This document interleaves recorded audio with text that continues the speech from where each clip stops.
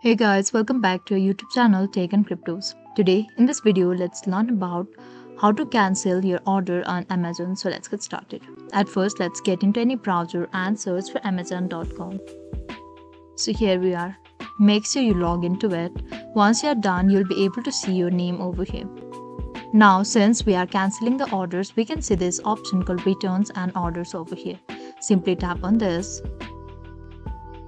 And since I have not ordered any item, we cannot see any of this over here. And if you have actually ordered anything, you will be able to see all of the items here. And tap on the item you want to cancel the order. Simply tap on that and you will be able to see an option to cancel item. And simply tap on that, after which your order will be cancelled.